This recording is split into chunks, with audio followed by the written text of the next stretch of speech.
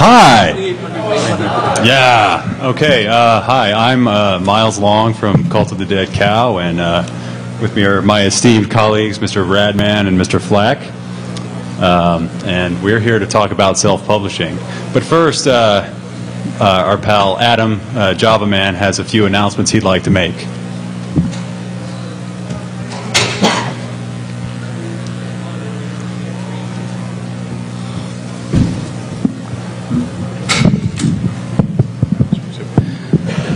Two brief announcements. Just to remind everyone, tonight at 10 p.m. there is the CDC party sponsored by, again, the Cult of the Dead Cow, which will be at Crave. This is a nightclub that's over by the Planet Hollywood. I don't know if you guys all know where that is. It's across the strip from the Harley Cafe. Yeah. It's a great place. Yeah, everyone had a great time last year. It's free entrance with your badge. $2 drinks, 10 to midnight. And we have, I think, 3 excellent DJs. It's going to be a goth industrial night. It's, again, always a great time. And also tomorrow night, we will be having the TCP/IP drinking game starting at 9 o'clock. We're going to do a slightly different format this year, but as always, it relies heavily on audience participation. So we want people to come and ask as many complex TCP/IP questions as possible. And if you stump the panelists, they have to get blitzed. So please come to our party night and come by the drinking game tomorrow night. Thanks. Alrighty. So now we're going to talk about self-publishing. First, going to give a little background, talk about content, investment that it'll take, actually doing the publishing, marketing, return on your investment, how you can accept payments, how you can get reviews, and then we're going to tell you what it all means and answer questions. So that's me. As I mentioned, I am a member of the Cult of the Dead Cow. I am the webmaster for the CDC website, the administrator for the CDC forum. So if you're waiting on your account to be activated, I'm the one you should bug. Edit the zine, written for the zine, and then I edited the book that we put out last year. Where's All the right. book? Hold on The book. This is the book that we put out last year, which is, of course, for sale. Come see me. Reasonably priced. Cool. I like the Osama bin Radman photo up there. Yeah, so I'm Radman. I started a group called Acid in 1990. You might be aware of it if you're in the BBS scene in the 90s. It was an NCR group. I was also featured in Jason Scott's BBS documentary. Right now, what I'm doing is I'm organizing a demo party. We're going to be in our second year in 2008 called Block Party, which is going to be taking place in Ohio. And I've also done I've been involved in a lot of scene publishing and importing for European demo scene publishers. And so that's how I fit in all this. My name is Rob O'Hara. I am the author of Commodore, which is another self-published book. I'm a member of the Ninja Strike Force. I have to look at the list. I don't know what all I do. I write for Video Game Collector Magazine. I write for a lot of different websites. I write for Digital Press. I've written articles in 2600. I write for the Logbook. I contributed to Retro Gaming Hacks, which is a book that came out through O'Reilly Press, Chris Kohler's book, who is a writer for Wired, and that's me. All right. Next. So here's some fine publications that were actually all originally published, self-published. That includes, of course, 2600, the CDC book, Rob's book, Commodore, and then some freaks, I guess, and then some more mainstream type books like the Celestine Prophecy. It was a huge hit, I guess, in the late 80s, I believe. Also, The Joy of Cooking. These are pulled directly from the Wikipedia list of self-published books, so you've got to represent the WIC. Yeah, so that's what all these books have in common, even though none of us are bestsellers, but oh well. Okay. Self-publishing versus vanity publishing. Gotta love the Wikipedia definitions again. Self-publishing basically is good, and vanity publishing is bad. Vanity publishing is where the printer is basically exploiting the author. That's the definition that we're using here today. I mean, whatever. It's you might call them interchangeable. It's somewhat analogous. Self-publishing is somewhat analogous to shareware or freeware, where the author maintains control of the content and receives most or all of the proceeds, and they're often kind of niche-oriented. So lots of self-publishing is relevant to the computer underground. There's e-zines such as Frack and Soljo and, of course, CDC. Ebooks, websites, and blogs. I know you guys are all familiar with blogs and websites, so we don't really need to talk about those too much. Streaming or shared MP3s, Fluid, which is an ACID production, I guess, right? Yeah, sublabel. Then CDC releases tunes, and we run a streaming radio station. And then there's Hacker Voice Radio. Offline, there's magazines like 2600 and Blacklisted 411. And then the CCC zine that I can't pronounce the title of. Lots of books have also been self-published. Of course, the three that we're talking about here today, as well as End of Days, and then some more, I guess, more technical type books like Practical Packet Analysis and Security Data Visualization. And then, of course, there's Hacker Radio, like Off the Hook, Off the Wall, and then the Dark Domain DVD. Yeah, got to represent for BinRev too. Oh, yeah, definitely. So, of course, these aren't exhaustive, and if we left your stuff out, then sorry, too bad. So, content. The main question most people would have is my work good enough to be published? And then the short answer to that is yes. If you have some content, if you've written anything, chances are there's somebody that would want to read it and might even be willing to pay for it.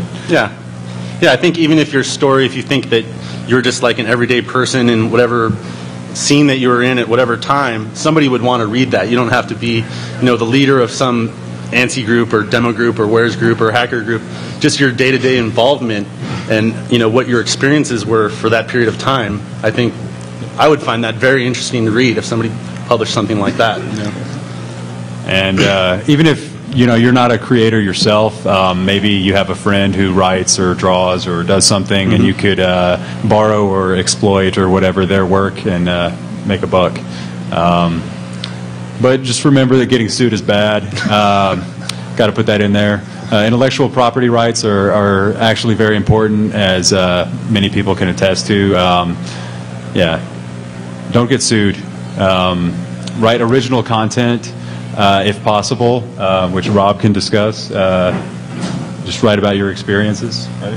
Yeah, my book was basically about old BBSs and it's just kind of like my personal experiences. It starts with, the first BBSs that I called. Like, it's all, starts out old 8-bit days like Apple and Commodore, and it goes through that. And like I was telling these guys, it kind of ends like when this World Wide Web came along and killed our little hobby. But it's, the biggest comment I get from people about my book is they tell me, I feel like, well, you told my story, because it's, it's not really a technical book. It's more like a coming of age and growing up at the same time, but growing up online, like a lot of us did. So, and like we had talked before, when I first started writing it, I didn't really know that I was writing a book. I was kind of like writing my memoirs and writing, all these stories down just because I didn't see anybody else doing that at the time. And I got about 2/3 of the way through, and then Jason Scott's BBS documentary came out, and I started seeing, interest in that, and I thought, well, maybe there is an interest for that, so that's, kind of why it finished off. And we've talked about how those are different, like mine's more of like just one guy's story.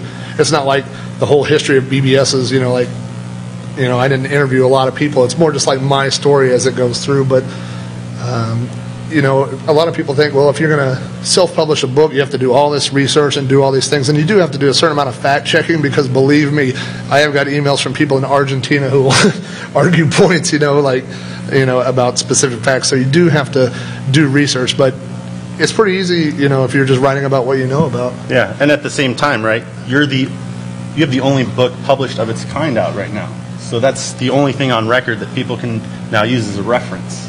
I've had people, like I said, it's about my BBS experiences. So I've had people email me and like chew me out because I didn't mention their cracking group, and I'm like, I guess I didn't run into your cracking group. But then I tell them, you know, that's your story, you know, and that's they can do the exact same thing I did. And I think there's a lot of those interesting stories that, you know, get lost somewhere on the web, or they never get written down, and these stories are just going to get lost. So that's really the one thing I would say, is that, you know, all of us have been through stuff that other people want to read. I mean, when I was writing this, when I first started, I thought, well, who's going to want to read my dumb old BBS stories, you know? But the number one comment I get from people is, you know, like I said, I feel like you were telling my story. I was there. I remember those people. I remember, you know, calling those boards or whatever.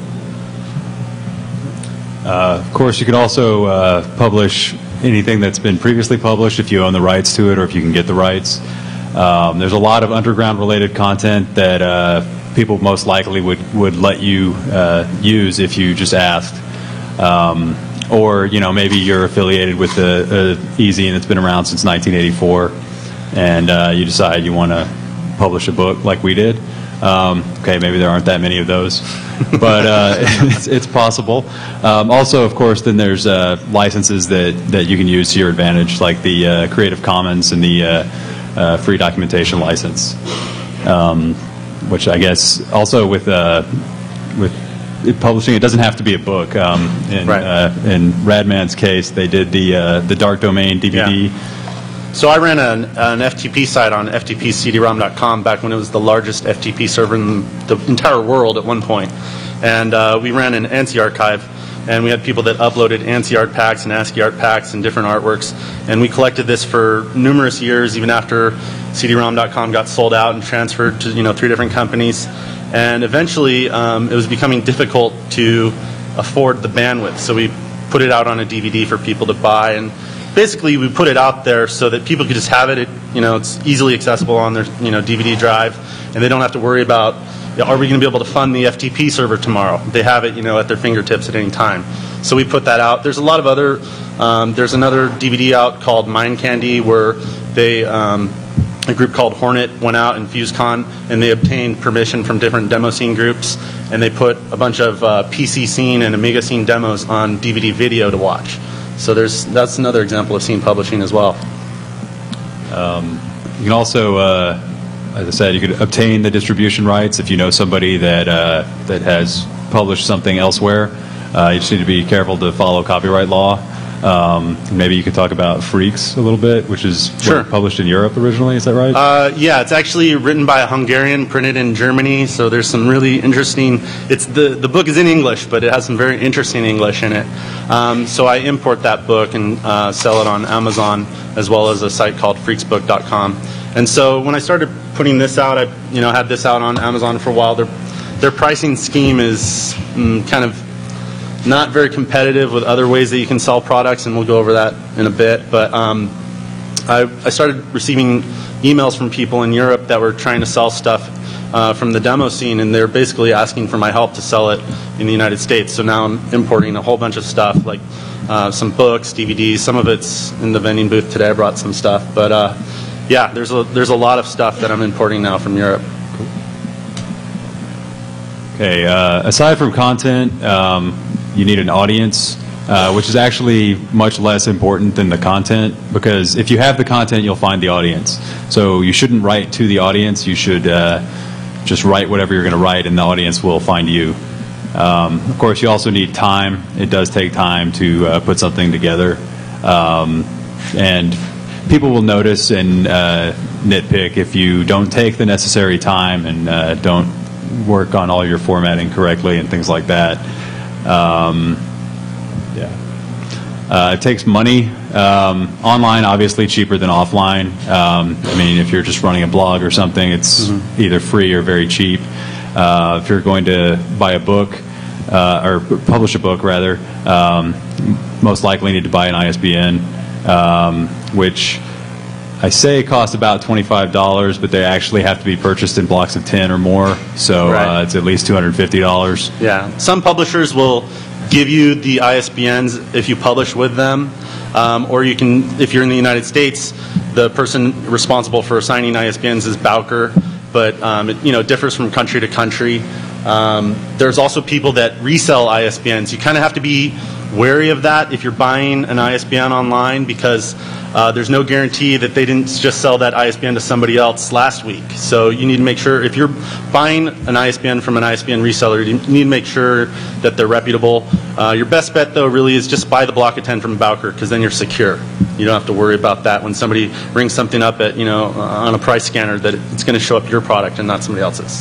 You should mention that you don't necessarily have to have an ISBN number or a UPC code. It just depends on how you plan on selling your product. Right. Like if you're just going to sell it through your website, you don't have to do that. I know that on Lulu, which is the Cow's book and my book, we both publish through Lulu. They have a package for it's $99. You get a UPC and an ISBN number, and that worked out well for me because I'm not publishing a lot of books. It's just like a one-time deal. So it cost a little bit more, but it was from the same place I was publishing, so it was a lot easier. You also mentioned UPC. Apparently $89 is actually on the low end. That's probably through a less than through a reputable reseller. reseller. So you might want to be careful of that, I guess. Publishers as well can potentially offer you a UPC code if you plan on selling it through Amazon. A video is going to require UPC. If you're planning on selling a book on Amazon, you're going to need an ISBN, period, barcoded. And so same thing, you have to buyer beware if you're buying UPC. It's almost cost prohibitive, though, to try and get a UPC on your own if you just want it for one product. So you kind of have to go through a publisher or find somebody that's going to resell that. You can also, if you're doing a serial, get the ISSN, which is free. I believe it's ISSN.org. It's just standard, international standard serial number. Just kind of an identifier, and it is helpful if you want to have your magazine or your zine sold in a store. I don't think it's necessary, but it is helpful. Yeah. And then also you could get ISBN for a specific issue, but then there would have to be one for each issue, whereas the ISSN is for the serial itself. Various types of self-publishing. If you're doing a book, print on demand or a short press run, different costs involved there. Print on demand is like lulu.com. There's some other sites as well. Very little cost. You upload your manuscript and they print it whenever someone orders it. You have no inventory to manage. They do all the inventory, all the shipping. It could be free, feasibly, if you don't buy an ISBN and you don't buy a copy for yourself. So you could feasibly make money and never actually spend any money. But of course you're going to buy a copy for yourself because you want to show your mom or your dad or whatever. Like, here's the book I wrote, right? Also, short press run, that's probably a little more professional. The printing is going to be a little higher quality, the binding a little higher quality, but you have to buy between 500 and 1,000 copies initially. I agree. Okay, here's some sites that you can use if you want to self-publish. Both Commodore and the Book of Cow are published through Lulu, but we're not shilling for Lulu. It's just the one that we've used. They have pros and cons, just like all the other sites. Several other sites here. Author House, I haven't used, but it looks pretty promising. Though their site was a little difficult to find if there is an upfront cost or not. So that was a little disheartening there, I guess. Though they will give help with professional design and layout, copy editing, and promotion, and you only have to buy one copy. BookSurge is owned by Amazon. Are you familiar with that? No. No. They will do either print on demand or a short press run. It costs $100, I believe, to set it up. They offer publishing packages, and I couldn't figure out exactly what that meant. and total design freedom. Also, not quite sure what that means. But the royalty depends on the distribution channel. If you buy a bunch of copies, the royalty is pretty low. The royalty paid to them is pretty low. If you just want it sold through Amazon, then it's going to be pretty high using their standard pricing. You can buy as little as one, but I believe they recommend more than that because they, well, want your money. Cafe Press, print on demand, no upfront cost, no other services offered, and not very good quality. But you can set the royalty so you can make however much or however little you want in addition to the cost of the book. iUniverse is supported self-publishing. Costs at least $300 up to about $1,200, but they will help you with design, layout, and editing, and marketing as well. You get 20% of your printed copies, 50% if you sell online or like an ebook. Lulu, which Rob and I are both more familiar with.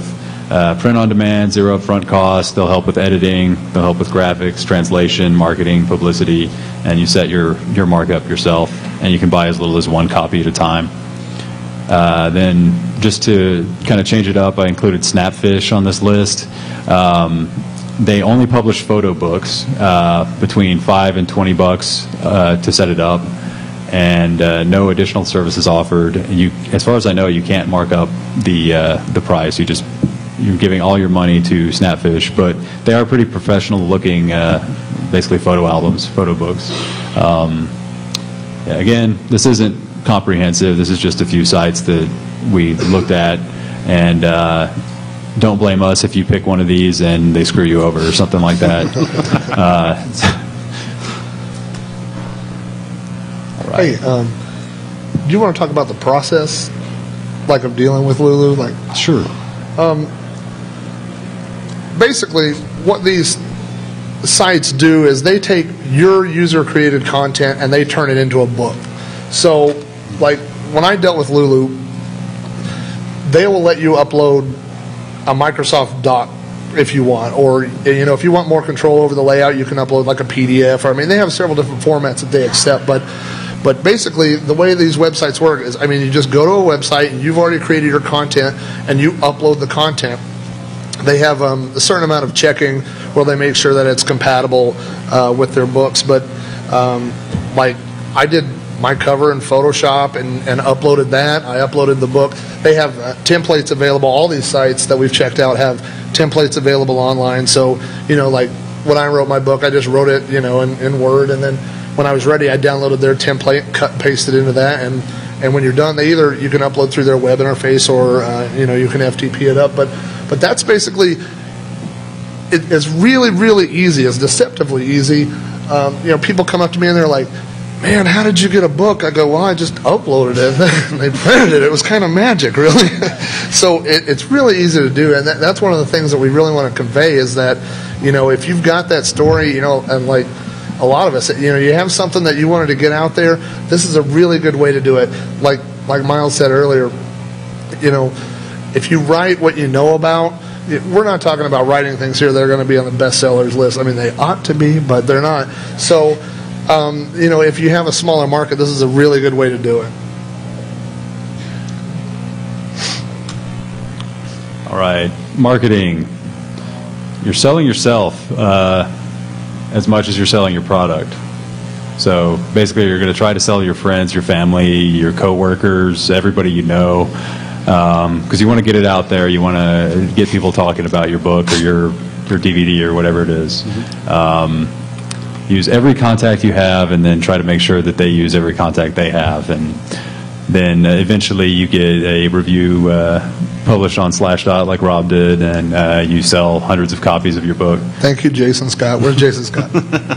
So yeah, talk to your friends, let them talk, or tell them to talk to their friends, and so on.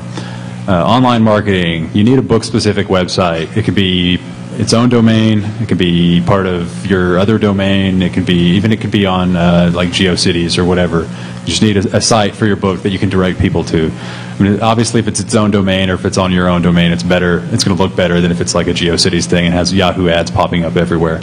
But even if you have that, I mean, that's better than nothing because it's somewhere you can direct people to. Press releases.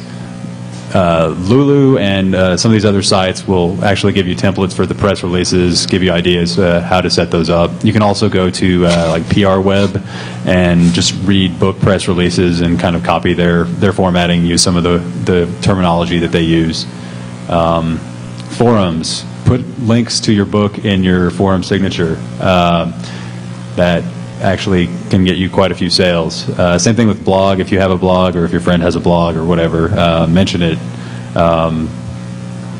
Put it in the comments, or comment about it in other people's blogs. Put it in the comments in your blog. Put it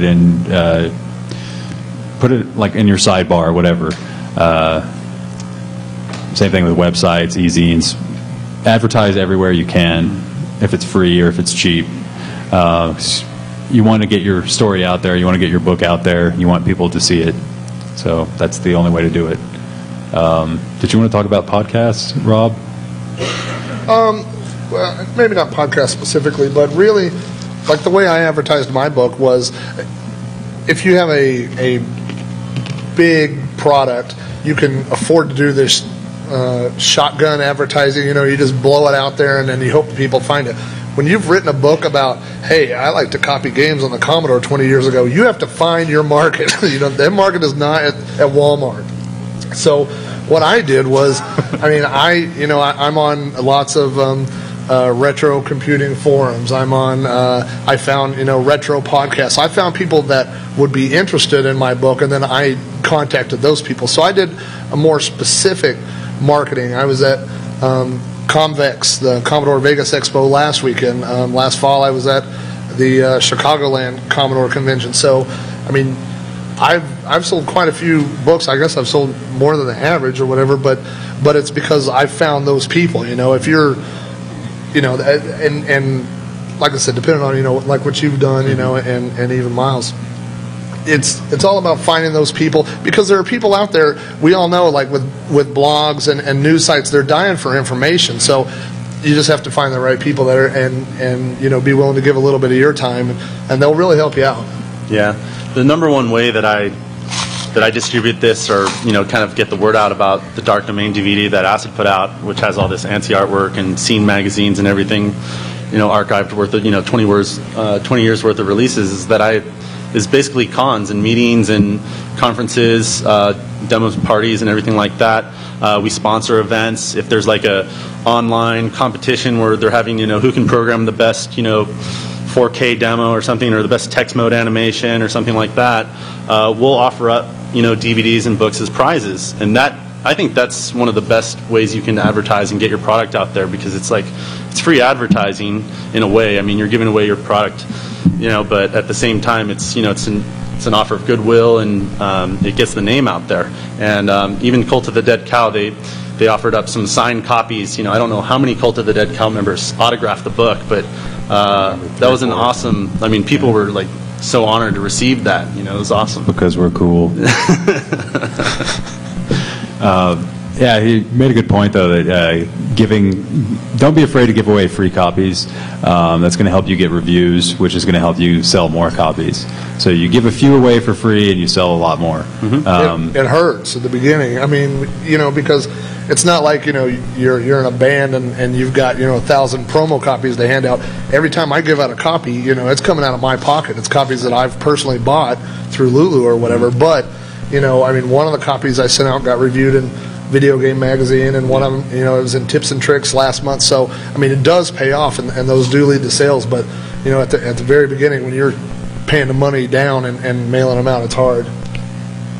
And I guess basically the same stuff works offline as online. Press releases, try to get mentioned in print magazines as well as online, and then come to cons like this and talk about your product, or set up at the vendor area or whatever.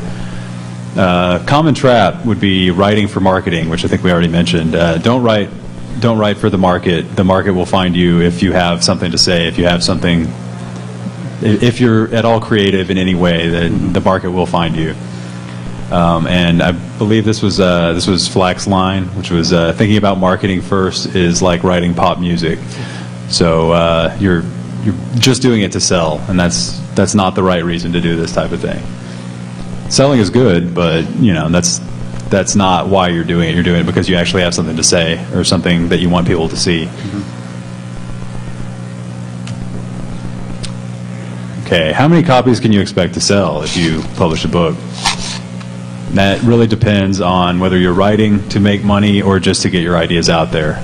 If you're writing to make money, most likely by self-publishing, that's not the way to make money. You can make some, but it's not going to be, you're not going to be able to make a living on it, most likely. There are exceptions, of course, but it's pretty unlikely.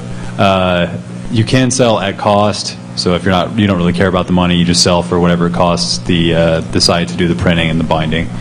Of course, you can mark it up for a profit. Printing is cheap. Pretty cheap these days on some of these sites.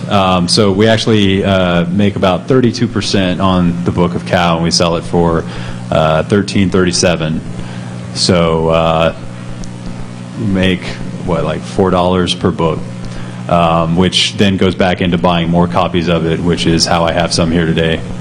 So actually, we haven't really made any money. It's just all gone back into the project.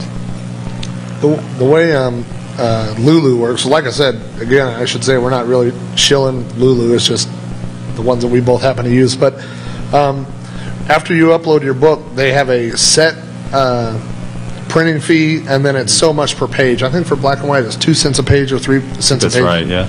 And so then you get this total, and like I think the total on my book is like $6, somewhere around there on Lulu. And then after that, you just name your price, and then they have a split. It's a 20-80 split. They get 20% of anything over that set amount, and you get 80%. So there is a lot of room for markups. And do you have a slide later where you're talking about selling through Amazon? Yeah, or, yeah. Okay. I think that's coming up next. But the highest profit margin is buying the books yourself and selling them to people you know.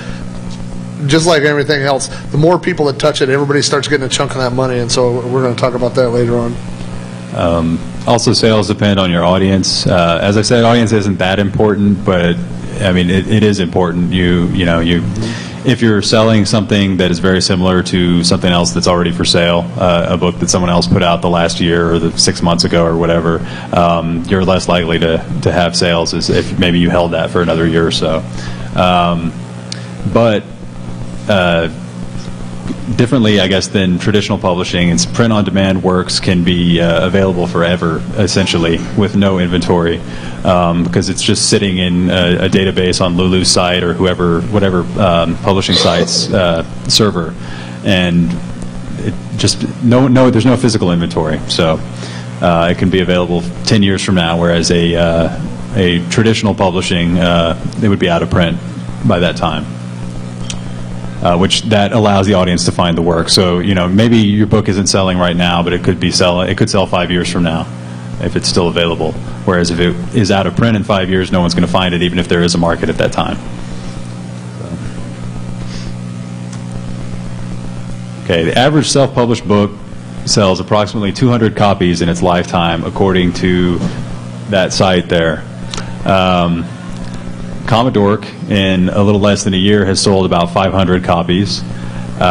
So apparently, BBS memoirs are big sellers. So as Flack was saying, there's a lot of other people that have their BBS story. So maybe somebody in the audience here, or one of our viewers at home, could write their story and mention those cracking groups that he didn't mention, if it's something that affected them more.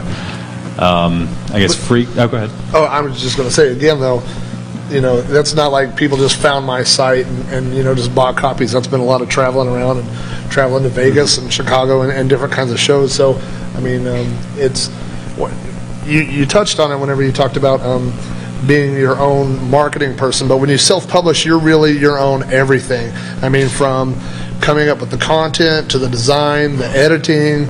And it doesn't end. I mean, after it's out, you're your own marketing, you're your own publisher, promoter, it's constantly working, so it's a lot of work to sell that many copies. Yeah, just a footnote for Freaks. That only represents how many were sold in the United States. Okay. There's also distributors, for people that can navigate a Hungarian website or a German website. Still, that's 100 copies in the U.S. essentially in about 2 years at $37 each. Yeah, that's a pretty good deal there. Book of Cow, we've sold about 150 copies in a little less than a year. All of its content has been available for free for more than 10 years, but we've still sold 150 copies. So that just shows that there is a market for previously published content, even if it's previously published content that is available for free, and has always been available for free.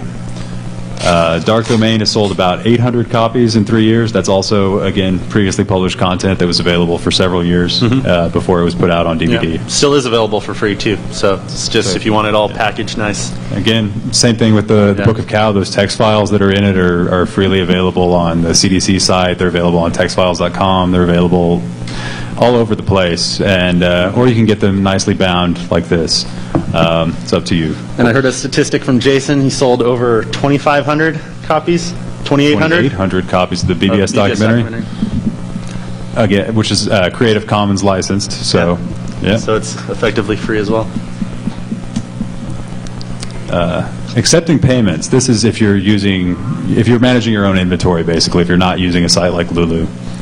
Right. So everything that I deal with, I manage inventory of, physical inventory. Nothing's being like printed or pressed on demand. All the books that I have like basically in my own inventory. And there's a lot of different options you have to accept payments, to sell these, these products that you have, be it books, DVDs, or something else. The number one way that people use is, or actually, if you want to get something on Amazon.com and it's not there already, then you have to set up an Amazon Advantage account if you have distribution rights for that product. Can't really see the slide that well, but there's a lot of fees basically involved.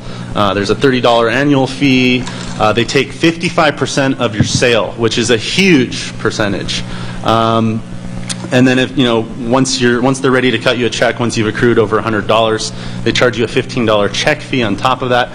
So this is like the least competitive program available, but at the same time, it gets your product on Amazon.com. And that's the funny thing is, we're selling this book, Freaks book, for like $30-some odd, and on Amazon it's marked up to almost $60, and we're still practically losing money on it. And I mean, it's totally ridiculous, but people are willing to pay that because they trust Amazon, and there's the name Amazon behind it. So one of the reasons that they do, to be fair to Amazon, I don't want to slam them too hard, is they're managing that inventory. So they'll order, for example, when you start the account, they'll order like 5 or 6 books or DVDs or what have you from you. And then some sort of an algorithm or something that tracks the success of your product, because then later on it'll say, okay, give me 30 of these. And then if there's no activity, they go, oh, just give me 3. And so they'll keep reordering and re-upping like that. And if it's really successful, they'll order in the dozens. If they're just trying to keep it available, then they'll just order 1 or 2. So I have a lot of different products on Amazon.com. You can actually compete with Amazon.com with your own product by joining what's called the Amazon Marketplace once it's established and on the site. There's a lot. It's a little bit more competitive. They only take 15% cut of the sale instead of 55%. Still have a couple other little transactional fees, which add up to around a little over $2. But you're still keeping a lot more of that money yourself.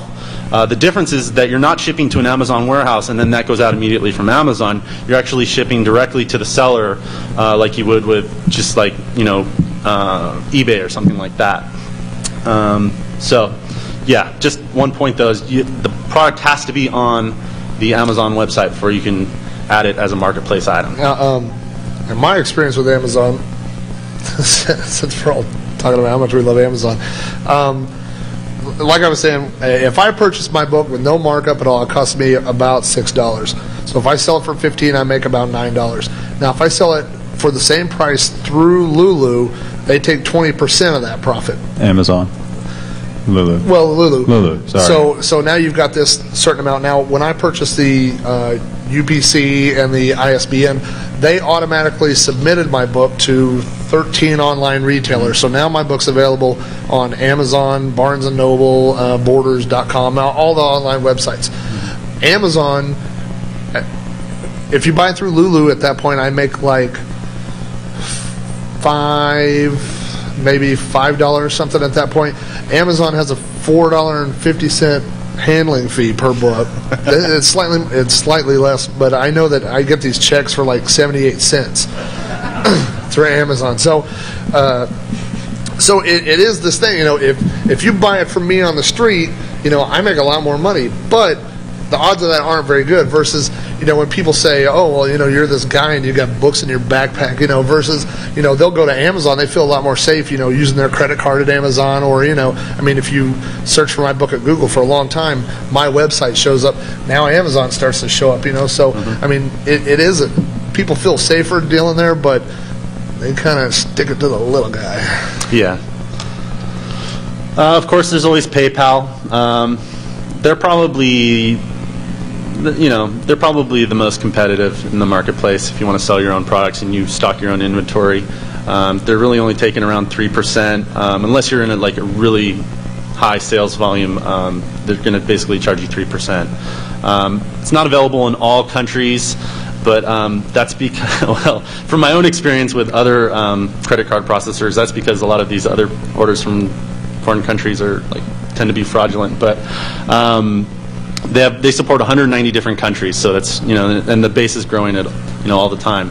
Another really good credit card processing and payment processing company that I use is called Kagi.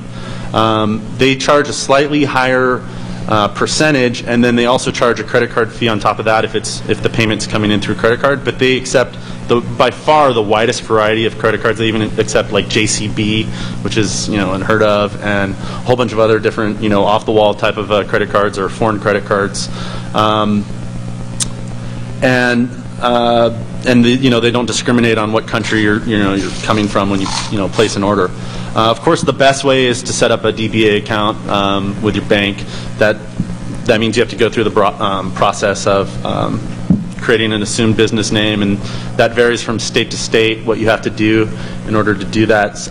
Like in California, you have to place an ad basically in a local newspaper, or a fictitious business name statement announcing that you're going to conduct business under a certain name. And that's just basically a check and balance to make sure that you're not going to say, I'm going to conduct business as McDonald's or something like that, and then you can accept and process checks under whatever business name you want. And there's no fees. Okay, reviews. Yeah, there really is no such thing as bad press, because any press is good because it gets people talking about your book or your CD or your DVD or whatever it is. Good reviews come from people who are excited, so you got to be excited about it. I sound really excited right now, I'm sure. You have to be really excited about it if you want people to give you good reviews. You have to say, yeah, this is great, this is awesome, this is the best book ever, I can't live without it, that sort of thing. Yeah, never stop promoting, because we're all still being reviewed a year after we publish, or a year or more after we publish. It just takes time for reviews to come in. Find target websites, as Flack was mentioning. If you're writing about Commodore BBSs, you should find like retro gaming websites and Commodore websites and things like that. Give free copies away. Again, if you want reviews, you're going to have to give away copies. Contact websites, zines, newspapers, offer to give interviews. You'd be surprised, people will actually interview people who self-publish books, because they say, oh, I didn't know you could do that. They're just curious, so they'll actually interview you, and maybe it'll run in some podunk town newspaper, but it's a review and it's in print. Give electronic or PDF copies for reviews. That's another solution, or another alternative that would be cheap or free for you, cheaper than giving out a print copy. use people's positive feedback as a review. So put it on your book's website and say, so-and-so said this in a MySpace comment or in a blog post or whatever. You know, even if it's not a formal review, it's still, if they say, hey, this book was great, you should mention that. Again, talk it up to your friends and have them write about it and review it and whatnot. Make sure that you have everything set up before you start asking for reviews, though, or your reviews will be bad. If you don't have your website set up, they'll say, well, I couldn't even figure out how to order the book. Or, you know, if your website says under construction or whatever, they won't come back. They'll, you know, move on to something else, move on to the next book. So, you guys have anything to add about reviews? Nah. Get Slashdotted. Get Slashdotted. That would help. I sold... I started selling my book at a computer convention, and over a month I'd sold about 30 copies. And then after Jason's review of Commodore Crayon on Slashdot, I sold 100 in like 24 hours. So I highly recommend it. Yeah. All right, so the conclusion is that everybody should do this because there's really no reason not to. Thanks to the internet, everyone can be a published author, so you can all put on your resume that, hey, I wrote a book, or hey, I wrote a zine, or I wrote an article in a magazine, or I published a DVD or a CD or whatever. And you should, you know, share the knowledge and share the wealth, because that's the whole hacking thing, right? It's all about information wanting to be free or cheap. So there you go. And that is that. We have a little time for questions, and then we will move to the Q&A room in a few more minutes when they cut us off. So, you, sir. I was wondering, how many of your products come directly from your website and not necessarily you don't want somebody stopping by and saying, oh, that's Well, me specifically, this is the first event that we've been to with this book, and we've sold 150 copies. So we've sold just through the website. We did issue a press release, and I think we got picked up on Boing Boing with that, but we haven't done any face-to-face, anything, and we haven't really done much as far as reviews either. So it's just been from our website. Of course, we have a pretty high traffic website. I don't know. You guys speak to that? Pretty much the bulk of my sales have come, you know, from online. I run acid.org, which receives, you know, a good amount of traffic still. It's kind of amazing, actually, the amount of traffic it gets. You know, as far as marketing goes, really the main marketing that I've done is through conferences and things like that, and competitive computing events, and that's about it. And most of mine's been online. Like I said, finding people who write retro, you know, computer blogs or do podcasts, and actually I'm on my website where I'm talking about the book. There's so many key words, you know, because I mean, once you throw that stuff out there, it gets sucked up into Google, you know. So if people come along and they look for Commodore, BBS, things like that, you know, it eventually turns up. So I've had, you know, some people, but most of it has been, you know, through, like I said, finding those audiences and letting them know. Question for Radman. Hey. You mentioned earlier at the beginning of the presentation concern about intellectual property. And as you learn to the members of the audience are aware, I'm sure about the old ANSI art, consisted of reproduction of trademark material. Yeah. Comics and stuff like that. In redistributing documents, did we concern about the legal side, or has that not really been Not really.